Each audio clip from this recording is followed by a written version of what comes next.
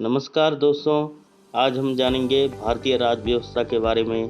तो आप अपने घरों पर रहें और सुरक्षित रहें। तो शुरू करते हैं भारतीय राज्य व्यवस्था और जानेंगे कि क्या क्या भारतीय राज्य व्यवस्था के अंतर्गत आता है।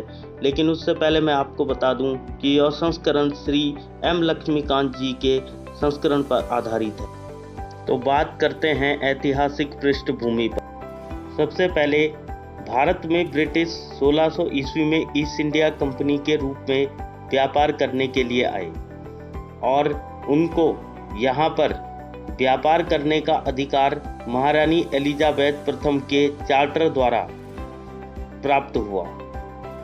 जैसा कि 1765 में बंगाल, बिहार और उड़ीसा के दीवानी, जो भी राजस्व और दीवानी न्याय के अधिकार थे, कंपनी ने उन अधिकारों को प्राप्त कर लिया और उसके बाद 1858 में सिपाही विद्रोह के परिणाम स्वरूप ब्रिटिश ताज ने भारत में शासन का उत्तरदायित्व अपने हाथ में ले लिया और यह शासन 15 अगस्त 1947 में भारत की स्वतंत्रता प्राप्ति तक अनवरत रूप से जारी रहा। इसी के साथ स्वतंत्रता मिलने के बाद भारत में एक संविधान की आवश्यकता महसूस की गई।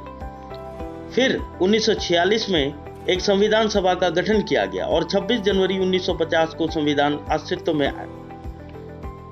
कुछ घटनाओं ने हमारे संविधान और राजतंत्र पर गहरा प्रभाव छोड़ दिया था, जिसके कारण उन दोनों घटनाओं के बारे में विस्तृत से चर्चा मैं आपके सामने करूंगा। वो दोनों घटनाएं हैं कंपनी का शासन और सम्राट का शासन। तो सबसे पहले चर्चा करेंगे 1773 का रेगुलेटिंग एक्ट, जो कि कंपनी के शासन के अंतर्गत आया। इसमें भारत में ईस्ट इंडिया कंपनी के कार्यों को नियमित और नियंत्रित करने की दिशा में ब्रिटिश सरकार ने ये पहला कदम उठाया था।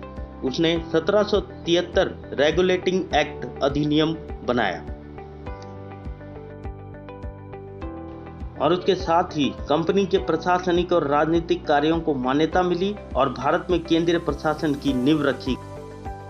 अब अगर बात करें अधिनियम की विशेषताओं की, तो अधिनियम की विशेषता में इस अधिनियम द्वारा बंगाल के गवर्नर को बंगाल का गवर्नर जनरल पद नाम दिया गया। उसकी सहायता के लिए एक 4 सदस्यीय कार्यकारिणी परिषद का गठन किया गया और ये जो 4 सदस्यीय कार्यकारिणी परिषद का जो गठन किया गया था, तो वहाँ पर जो पहले जो गवर्नर थे वो ऐसे पहले गवर्नर लॉर्ड वॉरेन हेस्टिंग थे। दूसरी विशेषता, इसके द्वारा मद्रास एवं बंबई के गवर्नर को बंगाल के गवर्नर जनरल के अधीन किया गया। अगली जो विशेषता थी, इसके तहत कंपनी के कर्मचारियों को निजी व्यापार करने और भारतीय लोगों से रिश्वत लेने के लिए प्रतिबंधित कर दिया गया था।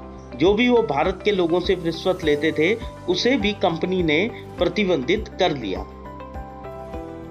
इस अधिनियम के अंतर्गत ब्रिटिश सरकार ने कोर्ट ऑफ डायरेक्टर के माध्यम से कंपनी पर नियंत्रण सशक्त कर दिया और भारत में राजस्व, नागरिक और सैन्य मामलों की जानकारी ब्रिटिश सरकार को देना अनिवार्य कर दिया।